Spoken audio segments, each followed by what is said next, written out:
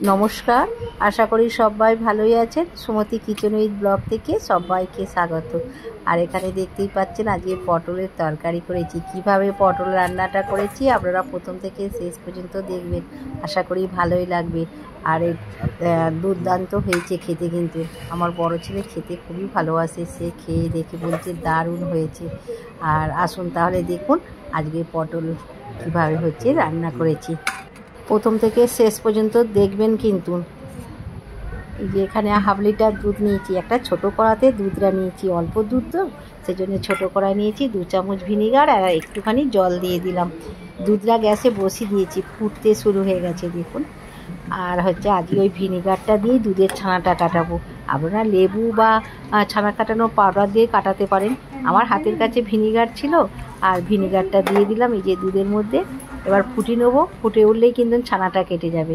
দেখুন ফুটে উঠেছে, ছানাটা কেটে গেছে, কত সুন্দরভাবে ছানাটা সহজেই হয়ে গেল। এবার ছানাটাকে হচ্ছে ফুটিয়ে নিয়েছি, এবার ঢেলে নেবো একটা ছাঁকনির মধ্যে, নাবিয়ে নিচ্ছি। ছাঁকনির মধ্যে হচ্ছে ছেঁকে নিচ্ছি, জলটাকে ঝরিয়ে নিতে হবে। জল ছাঁকতে দিয়েছি, পটলগুলো কেটে নেবো। পটলের খোসাগুলো ছাড়িয়ে নিচ্ছি, সরু সরু করে পটলের খোসা রেখে দিচ্ছি। সম্পূর্ণটাই ছাড়িয়ে নিচ্ছি না, সবগুলোকে এইরকম করে হচ্ছে ছাড়িয়ে নিলাম। আর এবার হচ্ছে একটু করে হচ্ছে পটলের হচ্ছে কেটে নিচ্ছি। একবারে কেটে নেবো না, তাহলে টুকরো টুকরো হয়ে যাবে, কিন্তু হালকা করে হচ্ছে কেটে নিচ্ছি। পটলগুলো কাটলে হচ্ছে ভাজা তাড়াতাড়ি হবে, ভালো লাগবে, দেখতেও ভালো লাগবে। এই দেখুন এক সাইড কাটা হয়ে গেছে, আবার এই ধারটা হচ্ছে কেটে নিচ্ছি। এরকম করে সব পটলগুলোকেই কিন্তু কেটে নেবো। এই দেখুন কাটা হয়ে গেল। এবার পটলগুলোকে ধুয়ে নিচ্ছি, জল দিয়ে পরিষ্কার করে হচ্ছে ধুয়ে নিচ্ছি। আর আমাদের রাস্তার ধারে বাড়ি তো, কত রকমের ফেরিওয়ালা, কত লোক গাড়ি যায়, সব আওয়াজই আপনারা পাবেন। আর এখানে গোটা ধনে আর জিরে মিক্সার বাটিতে দিয়ে দিলাম, আদা দিলাম, আর কাজু বাদাম পোস্ত দিলাম, কাঁচা লঙ্কা দিচ্ছি। কাঁচা লঙ্কাটা দিয়ে একটু অল্প জল দিয়ে বেটে নিচ্ছি। এখানে হচ্ছে দেখুন ছানাটা হচ্ছে জল ছেঁকে নিয়েছি, দেখুন ছাঁকনিতে দিয়েছিলাম, জলটা পুরো ঝরে গেছে, কতটা শক্ত হয়ে গেছে দেখুন, অনেকটাই হয়েছে কিন্তু। এবার হচ্ছে কড়াতে তেল দিয়েছি, তেলটা গরম হয়ে গেছে, পটলগুলো এবার ভেজে নেব। আর আমাদের রাস্তার ধারে কিন্তু মন্দির আছে বাড়ির পাশেই, আর সেই মন্দিরের ঘন্টাও আপনারা শুনতে পাবেন, সব কিছুই পাবেন শুনতে। পটলগুলোকে একটু লাল করে ভেজে নেবো, হলুদ আর লবণ দিয়ে ভাজছি না, এমনিই ভেজে নিচ্ছি।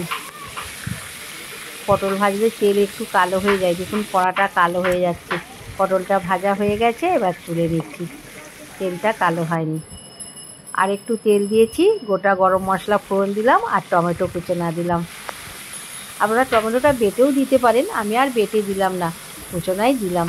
আর একটু লবণ দিয়ে দিলাম, তাড়াতাড়ি তাহলে টমেটোটা নরম হয়ে যাবে। একটু লবণ দিয়ে নাড়লে নরম হয়ে গেছে। এবার যে বেটে রেখেছিলাম মশলাটা, ধনে জিরে আদা আর কাজু বাদাম পোস্ত কাঁচা লঙ্কা, সেই বাটা মশলাটা দিলাম। আর অল্প করে হলুদ গুঁড়ো দিলাম, বেশি হলুদ গুঁড়ো দিলে ভালো লাগবে না, অল্প হলুদ গুঁড়ো দিলাম। আর একটু রঙের জন্যে কাশ্মীরি লঙ্কা গুঁড়ো দিচ্ছি। এই লঙ্কাতে কিন্তু ঝাল হবে না, শুধু রঙটাই হবে। ভালো করে এবার মিডিয়াম আঁচে কষে নিচ্ছি। অনেকটাই কষা হয়ে গেছে, তেল ছেড়ে দিয়েছে। এবার হচ্ছে পটলটা দিয়ে দেবো, পটলটা দিয়ে একটু নেড়ে নেবো। আর রান্না করার সময়তেও কত আওয়াজ পাওয়া যায়। আর হচ্ছে এই যে ভয়েস দিচ্ছি, ভয়েসেও কিন্তু আওয়াজ পাবেন। রিক্সা যাবে, ট্যাক্সি যাবে, আর পাশে ঠাকুর মন্দিরের ঘন্টাও শুনতে পাবেন। একটুখানি হচ্ছে চিনি দিলাম, চিনিটা দিয়ে ভালো করে হচ্ছে কষে নিচ্ছি। দেখুন ভালো করে কষে নিয়েছি, তেল ছেড়ে দিয়েছে।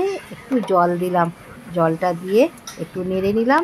আর যে ছানাটা হচ্ছে জল ছেঁকে রেখেছিলাম, এই যে গ্রেটারের মধ্যে একটু গ্রেট করে নিচ্ছি। এইটা হচ্ছে এবার দিয়ে দেবো। গ্যাসটাকে একটু কমিয়ে দিয়েছি, দিয়ে ছানাটাকে গ্রেট করে নিচ্ছি। এই দেখুন কত সুন্দর হচ্ছে গ্রেট করে নিয়েছি। আপনারা গুঁড়ো করেও নিতে পারেন। একটুখানি হচ্ছে কসুরি মেথিকে গুঁড়ো করে দিলাম, গন্ধটা খুব ভালো লাগবে পটলের তরকারি। এবার ছানাটা দিয়ে দিচ্ছি, ছানাটা দিয়ে আর হচ্ছে একটুখানি নেড়ে নেবো। আর যে সকল নতুন বন্ধুরা আমার চ্যানেলে প্রথম, অবশ্যই কিন্তু চ্যানেলটিকে সাবস্ক্রাইব করবেন, পাশের বেল বাটনটি অন করবেন, সবার সঙ্গে শেয়ার করবেন, লাইক করবেন আর কমেন্ট করে জানাবেন আজকের এই ছানা দিয়ে পটলের তরকারি কেমন হয়েছে। দেখুন জল ঢেলে দিয়েছিলাম, ফুটি নিয়েছি, একটু গরম মশলা দিলাম আর ঘি দিচ্ছি।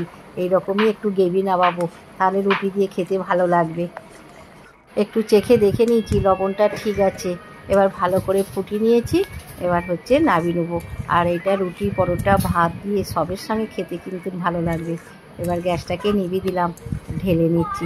দেখুন বন্ধুরা কত সুন্দর দেখতে লাগছে, দেখুন খুব সুন্দর দেখতে লাগছে। আর আমার ছেলে তো খেয়ে বলছে দারুণ হয়েছে। এখানে হচ্ছে সার্ভ করে দিলাম। আশা করি নিশ্চয়ই প্রথম থেকে শেষ পর্যন্ত দেখেছেন ছানা দিয়ে আজকে পটলের তরকারিটা কেমন হয়েছে। আবার কোনো একটা নতুন রেসিপি নিয়ে আপনাদের সঙ্গে দেখা হবে।